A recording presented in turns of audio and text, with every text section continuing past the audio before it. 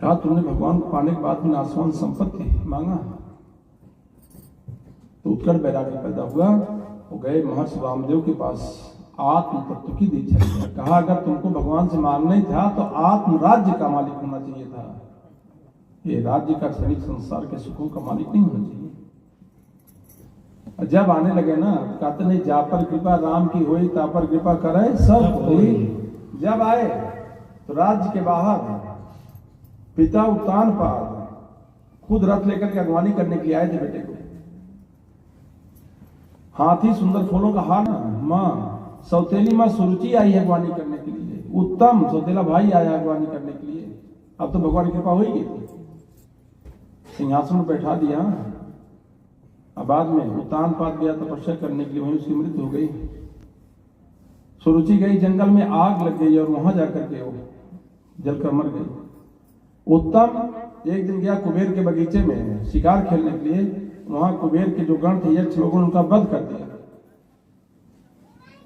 तो बाद में ध्रुव जी जब गए, उनको पता चला तो बहुत सारे यक्षों का वध कर दिया। तो बाद में भगवान ब्रह्मा महाराज मनु आकर समझाया, कहा बेटा तुमको भगवान की किसी भी कृत्य में कोई हस्तक्षेप करने का अधिकार नहीं है, जाओ अपना राज्य करो। तब ध्रुव जी आए, 36,000 वर्ष का राज्य किया।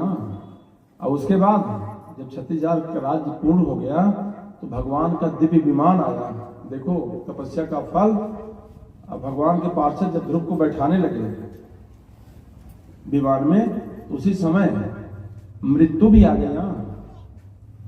मृत्यु ने कहा ध्रुव जी से, कहा महात्मा जी मैंने आज तक कभी भी किसी को नहीं छोड़ा है, आप जा रहे हो, आप मेरा भी सम्मान करते जाओ।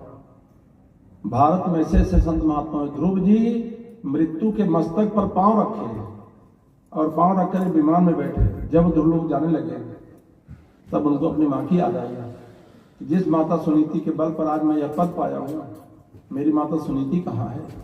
तो भगवान पार्वती कहा, वो देखो ध्रुव जी आगे आगे विमान पर आपकी माता सुनीति जा रही है।